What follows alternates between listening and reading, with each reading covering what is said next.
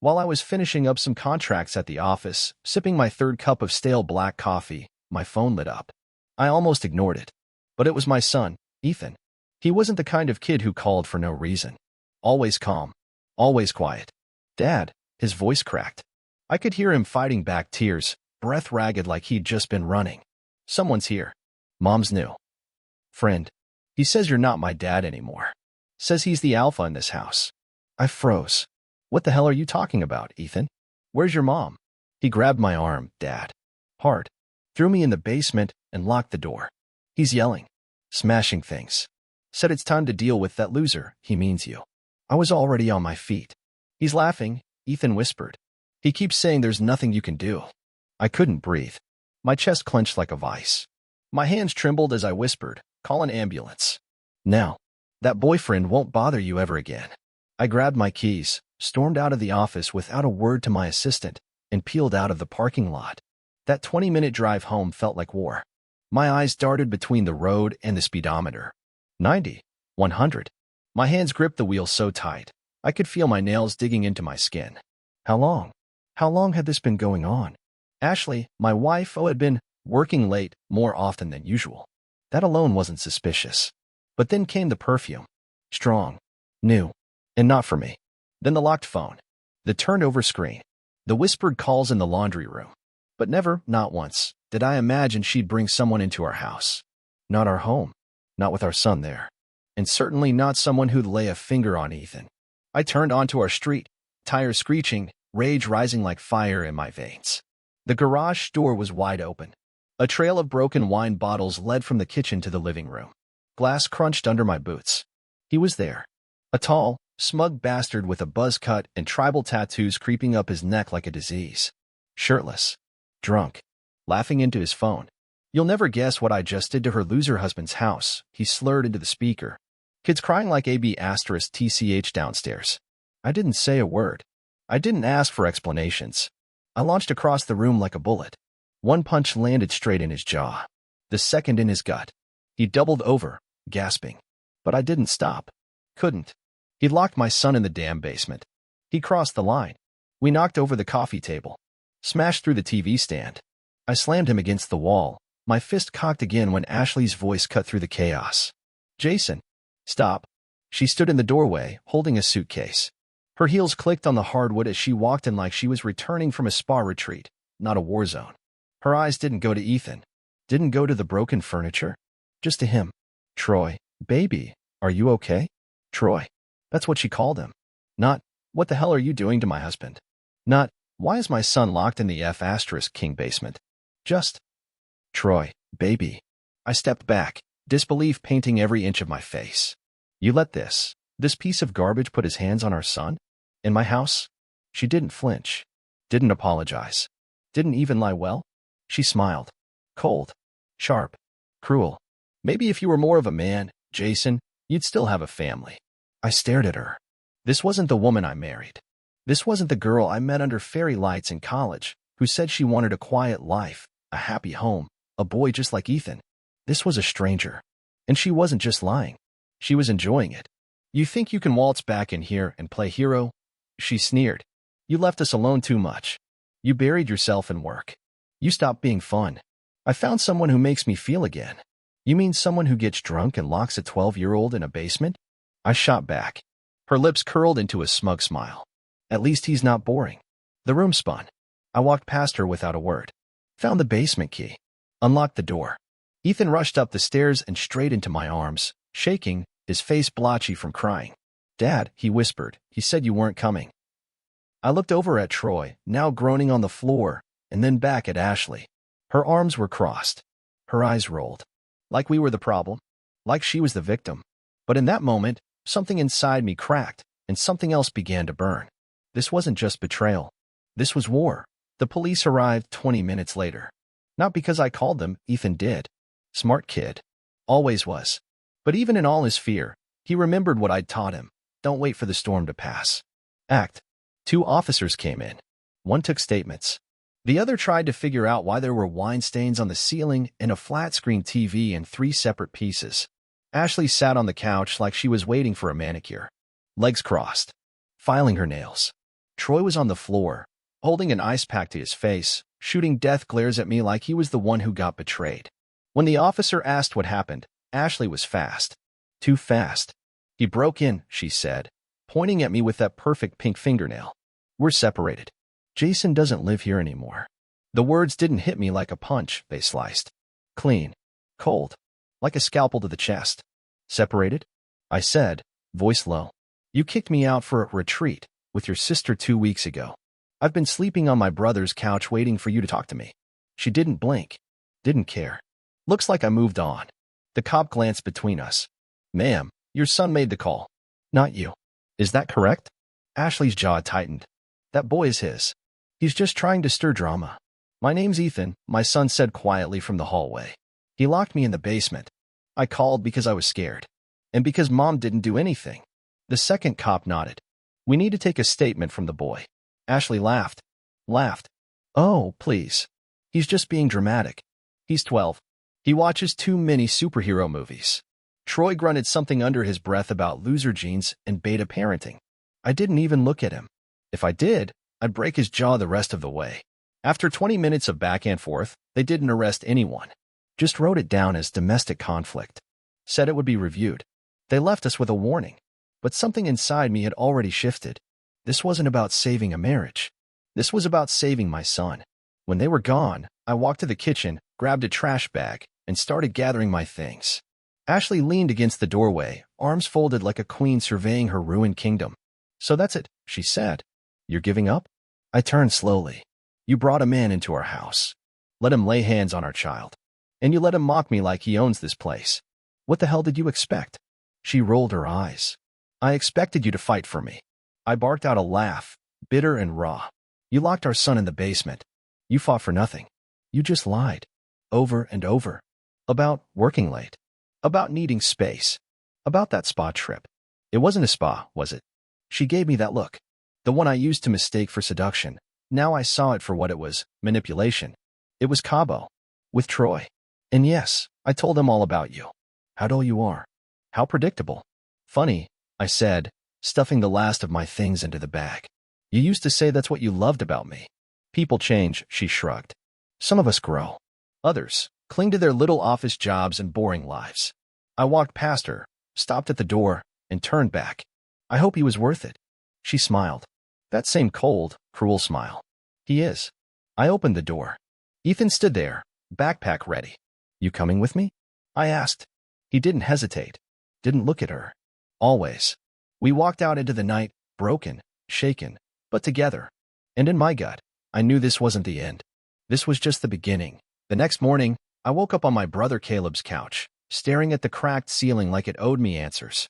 Ethan was still asleep in the guest room, curled up under a blanket too thin for warmth. I pulled it tighter around him and walked into the kitchen, where Caleb was pouring coffee and pretending he hadn't heard me crying in the bathroom at 3 a.m. Rough night? He asked, sliding a mug my way. I didn't answer. Just took the coffee, nodded. We both knew there weren't words for what happened. Not yet. You gonna go back for the rest of your stuff? He asked carefully. I don't want a single thing from that house, I muttered. Not after what happened.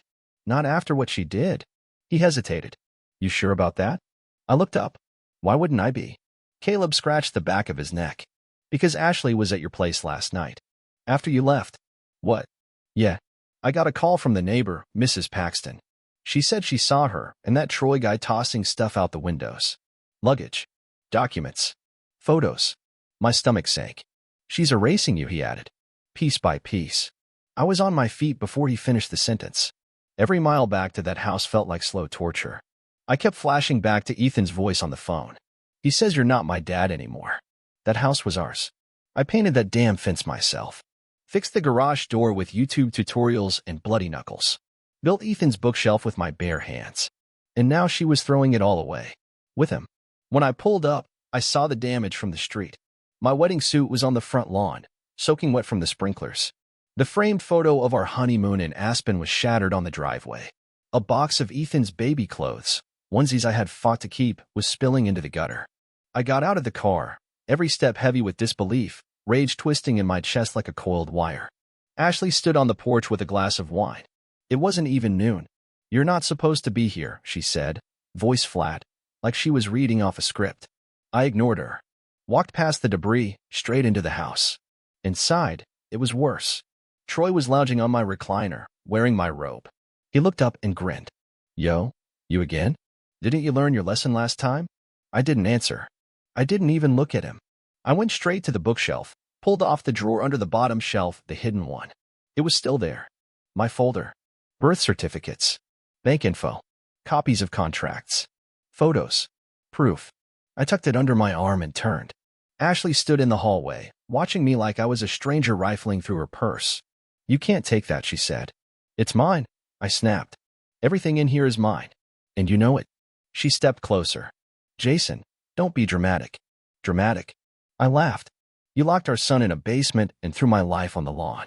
You brought a stranger into our house and let him claim my family like some kind of prize.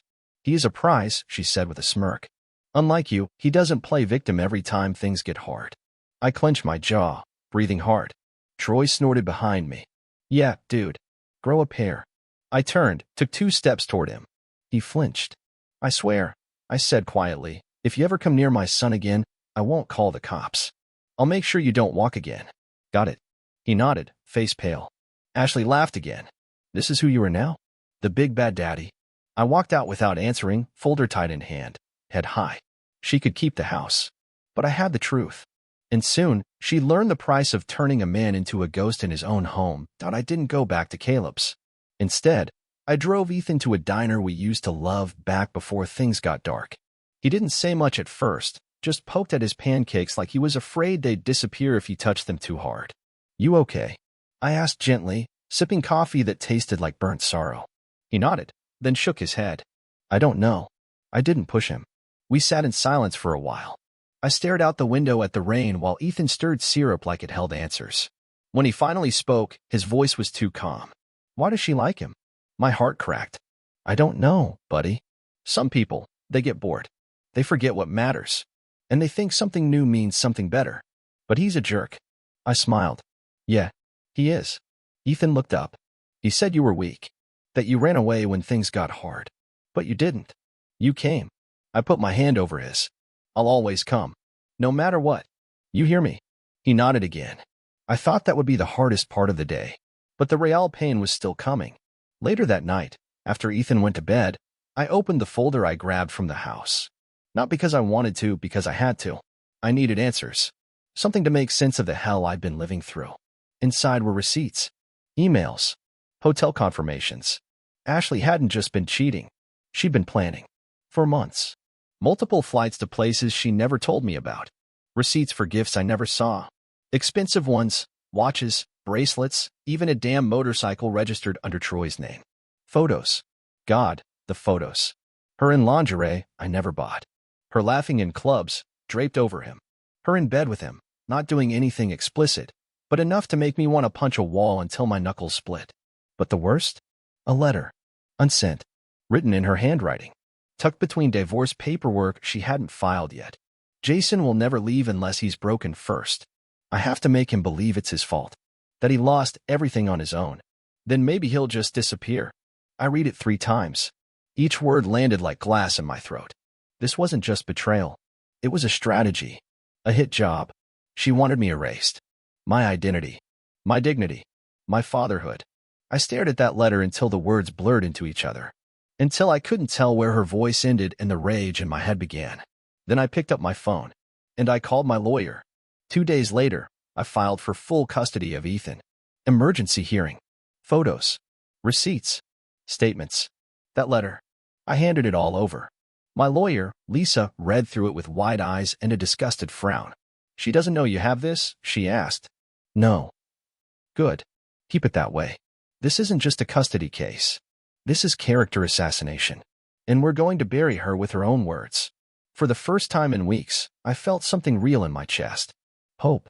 Not the naive kind, the kind that comes after fire, after the collapse. The kind that knows exactly what's at stake. I wasn't just fighting for revenge anymore. I was fighting for my son. For myself. For the life that she tried to burn down while smiling in my face. Ashley thought she'd written the final chapter. But she forgot one thing. I'm still holding the pinpoint. 2 weeks later, we were standing in a family courtroom that smelled like old wood, sour coffee, and broken promises. Ashley strolled in like she was walking a runway. High heels, tight black dress, fake crocodile handbag. She smiled at the judge like she was there to sell him something. Troy sat in the back, chewing gum like a schoolboy, dressed in a suit 2 sizes too big. He winked at me when I turned around. Lisa leaned in. He's the type to self-destruct on the stand. Just wait. Ethan sat beside me, stiff, dressed in his only decent button-down. He looked smaller than usual, like he was trying to disappear into the chair. I squeezed his shoulder. You're doing good, bud. Just tell the truth. That's all. When Ashley took the stand, she cried. On command. I was scared, she said. Jason was gone all the time. I had no support. Troy was just there for me. He helped me feel alive again. The judge raised an eyebrow. And locking your son in the basement? That's how he helped. Ashley blinked, caught off guard. That was a misunderstanding. Ethan exaggerates. He's at that age, you know. Ethan looked at me. His face flushed red, and his lip quivered. I whispered, be brave. He walked up slowly when they called him. His feet barely made a sound on the polished floor. The clerk swore him in, and then the questions started. Ethan, can you tell us what happened the day you called your dad? His voice was low, but clear. Troy grabbed my arm. It hurt. He shoved me downstairs and locked the door. He told me my dad wasn't my dad anymore. Gasps whispered through the room. Even the bailiff looked shocked. And your mother? She saw it. She didn't stop him. She said I needed to respect new boundaries. Ashley stood up. That's not true. The judge banged his gavel. Sit down, Mrs. Pierce. You'll have a chance to respond. Lisa took over from there, smooth as ice. She pulled out the letter. The one Ashley thought was still hidden. Do you recognize this handwriting, Mrs. Pierce? Ashley's face drained of color. No. Lisa handed over a document Ashley had signed in court records. Let's compare. Same loops. Same slant. Same pressure. Are you sure this letter, in which you admit to emotionally manipulating your husband into a breakdown, isn't yours? Ashley swallowed hard. This is harassment. No, Mrs. Pierce, the judge said. This is evidence. She cracked then. Started yelling. About how I was boring. How I never made her feel beautiful. How Troy was a real man. She laughed when Lisa mentioned Ethan's trauma, saying he'll forget all this in a year. The room went silent after that. A kind of silence that weighs down on everyone, even the walls. The judge looked at Ashley like she had just admitted to drowning puppies. He didn't say much. Didn't need to. By the end of the hearing, full temporary custody was awarded to me. Ashley stormed out, yelling at Troy in the hallway about how this was all his fault, while he just stared at her like she was a stranger. I didn't feel joy. Not really. Just relief. And exhaustion. After the hearing, Ethan and I went out for burgers. Just the two of us. We barely talked. We didn't have to. But when the food came and I asked if he wanted to split a milkshake, he smiled. Not forced. Not sad. A real smile. That night, I watched him fall asleep for the first time in a month without flinching in his dreams. And I realized something. The real one wasn't the court ruling. It was knowing he felt safe again. That he knew his father never left. That no matter how hard she tried to break me, I stayed standing. Not for revenge. But for him. A week after the court hearing, I got a text from an unknown number. Meet me. Just you. It's about Ashley. 8 p.m. Old West Side lot. No name. No threat. Just that. Could have been a trap. Could have been a prank. But something in my gut said it wasn't. And when you've had your whole life flipped upside down by someone who once swore they loved you, your gut becomes the only thing you trust. I told Caleb where I was going, just in case. When I pulled into the Old West Side parking lot, the sun was just dipping behind the buildings. It was empty, cracked pavement, faded yellow lines, a single flickering street lamp. I killed the engine and waited. Then she showed up. Not Ashley. Her sister, Melissa. We hadn't spoken in months, not since Ashley cut ties with anyone who still talked to me. Melissa walked up slowly, wrapped in a hoodie, arms folded like she wasn't sure if she should be here. I don't have long, she said, eyes darting around. If Ashley finds out I'm talking to you, she'll lose it. She already lost everything, I said coldly. She nodded. Yeah, and she's about to lose more. Melissa handed me a flash drive. What's this? Proof, she said. Video, messages. She's been planning this whole thing with Troy since before she kicked you out. They wanted to flip your assets. Sell the house. Take Ethan. Start over with your money. My chest tightened. Why are you helping me? She looked away, ashamed. Because I was part of it at first. She told me you were cheating. that you were abusive, that Ethan wanted out. I believed her. I helped her get access to your bank files. But then I saw the way she let Troy treat Ethan. That night in the basement, I begged her to stop. She told me to stay out of it, said Ethan needed to toughen up. I clenched my fists. She used everyone. Melissa nodded. She's not done. She's trying to file for joint custody again. She hired a new lawyer. She's lying through her teeth. Said you manipulated Ethan, brainwashed him. Said you bribed the judge. I almost laughed. Of course she did. Melissa leaned in. Don't trust her. Don't trust anything she says. She's unraveling, but that's when she's most dangerous. When I got home, I plugged in the flash drive. It was worse than I thought. Recordings of Ashley on speaker with Troy. We'll get rid of him. He'll crumble. Then we sell, take what's ours, and disappear. Ethan's just like him. Weak. Always crying. Maybe we should send him to that military boarding school. If Jason fights back, we just tell everyone he's unstable. I've been seeding that narrative for months. Every word made my stomach twist. I handed the files to Lisa the next day. She nearly dropped her coffee. This is nuclear, she whispered. We're not just keeping custody, we're making sure she never gets close to your son again. That afternoon, I picked Ethan up from school. We got ice cream. Sat in the car watching the rain hit the windshield in slow, lazy drops. Dad, he said, licking chocolate from his thumb. You think she ever really loved us? I paused. I think she loved a version of us. The one in her head. The one that did what she wanted, smiled when she needed it, and disappeared when she got bored. He nodded slowly. I'm glad you're not that guy. I turned to him. Me too. That night, I got a call from Ashley. Blocked number. I almost ignored it. But I answered. She didn't sound angry this time. She sounded broken. You win, she whispered. I didn't say anything. I hope you're happy now, she added. I took a long breath. I'm not happy. I'm healing. There's a difference. She didn't respond.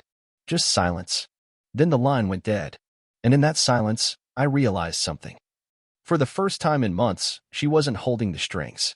I was not a few days after Ashley's broken whisper over the phone. I got another call, this time from Lisa. We got a court date, she said. This time, it's permanent custody. And Jason, with what we've got now, she's toast. I didn't cheer. Didn't smile. I just nodded. Winning against Ashley didn't feel like winning anymore. It felt like finally being allowed to breathe after drowning for too long. We walked into the courtroom that Friday morning like soldiers stepping into the last battle of a long, bloody war. Ethan wore his lucky hoodie, the blue one with the frayed cuffs, and held my hand the entire walk down the hallway. He didn't ask questions. He didn't need to. He knew we were walking toward the end of something. Ashley showed up 20 minutes late, dragging her new lawyer behind her, some slick guy in designer glasses who looked more like a cologne commercial than legal counsel. Troy wasn't with her. From what Melissa told me, they'd been fighting nonstop. He moved out. Apparently, he'd found someone younger. Poetic. The judge barely let the proceedings begin before asking if Lisa had anything to present. She did. The flash drive. The emails. The hidden phone calls. The recorded conversations where Ashley flat out said she wanted me broken, how Ethan was an obstacle, and how she planned to start over with the right man this time. It wasn't just a dagger. It was a guillotine. Ashley tried to cry again. She clutched a tissue like it owed her rent and looked up at the judge with those same fake tears. But this time, no one flinched. Not even the court clerk. When the judge handed down the ruling, his voice was like stone. Full legal and physical custody awarded to Jason Pierce. Ms. Pierce is restricted to supervised visitation only, pending a psychological evaluation and further investigation. Ashley's mouth dropped open like she couldn't believe it. Like somehow, this wasn't the story she thought she was writing. When it was over, she followed me into the hallway. Jason, she hissed, mascara streaked down her cheeks. You're ruining my life. I turned to her slowly. Calm. Clear. Done. No, Ashley. You did that. I just finally stopped letting you ruin mine. She stepped back like I'd slapped her. Do you think he'll ever forgive you? She snapped. Do you think Ethan's gonna love you forever just because you saved him? I didn't answer. Because I didn't need to. Ethan walked up a moment later, looked her right in the eye, and said, You don't scare me anymore. Then we walked away. Not rushed. Not dramatic. Just quiet. Free. Later that night, Ethan and I unpacked the last box at Caleb's place. It wasn't much, just a few old photo albums, his gaming console, and a sweater my mom knitted before she passed. We didn't say much, but there was peace in the silence. Like we could finally hear ourselves think. As we sat on the couch, Ethan looked up and said, "Can we start fresh? Like, actually fresh? New place. Just you and me." I nodded. "Yeah, bud. We can." He smiled, not a big one, but enough to light up the space between us. And I realized, it wasn't about burning down the past. It was about choosing not to live in its ashes anymore. Ashley would go on, I'm sure. She'd lie her way into new circles, smile her way into new beds. But that world of hers, the one where I was just a pawn in her little power game, that was gone. Destroyed. By truth. By love. By something stronger than manipulation. Clarity. A month later, Ethan and I moved into his small house on the east side of town. It wasn't much, 2 bedrooms, creaky floors, a tiny backyard with half-dead grass and a fence that leaned like it was tired of standing. But it was ours. No lies in the walls. No ghosts in the closet. No perfume on the pillows that didn't belong. I painted his room first. Let him pick the color, neon green. Looked like a tennis ball exploded. But he loved it. Said it made him feel awake. That was all I needed to hear. We built everything ourselves. Bookshelves, bed frames, even a crooked treehouse out back. He didn't ask about Ashley. I didn't bring her up. There was a silent understanding between us. We weren't pretending she didn't exist. We were just done letting her take up space. One night, while we were grilling hot dogs in the backyard, Ethan asked, "Do you think people like Mom ever change?" I thought about it. "No," I said honestly. "I think they change masks. But the face underneath, that usually stays the same." He nodded like he already knew. "I'm glad you didn't." "Didn't what?" "Change. Or give up. Or break." I looked at him, this boy who'd seen more than any kid his age should have, who still managed to smile like the world wasn't on fire, and I felt something I hadn't in a long time. Pride. Not in me. In him. Ashley had tried to break us both. Had used every weapon in her twisted little arsenal, lies, manipulation, gaslighting, even physical intimidation, to rip us apart and convince the world we were the problem. And in the end, she lost. She wasn't a villain with a grand ending. She was just gone. I heard rumors after that. Melissa kept me updated. When she could. Ashley tried suing Troy. Claimed he emotionally scammed her. He skipped town. Left her with debt. She got fired from her job after the court documents surfaced in a local HR scandal blog. Her reputation? Shattered. She sent one letter to Ethan. Just one. He opened it, read it quietly, then handed it to me and said, "You can burn it." I did. We didn't talk about it again. Instead, we talked about his science project, his favorite YouTuber, a new dog we were thinking of adopting. Life didn't become perfect, but it became ours. Free of fear.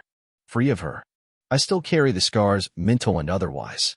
I still wake up some nights expecting to hear her voice down the hall, or check my phone instinctively for some manipulative message. Trauma has a way of leaving fingerprints in places you don't expect. But now I know how to wipe them clean. Now I know what boundaries look like. What peace sounds like. What real love feels like. Not the kind that's whispered in the dark only to be shattered by daylight, but the kind that shows up, that protects, that endures. To anyone out there going through something similar, stuck in the quiet hell of betrayal, lies, emotional violence, let me tell you this. You're not crazy. You're not weak. And you're not alone. The moment you stop chasing the version of the person you thought they were, is the moment you start finding yourself again. It's not easy, but damn, it's worth it. Because one day, you'll sit on a porch with your son, eating slightly burned hot dogs, and realize that you didn't just survive the fire. You rebuilt after it. And that's where the real story begins.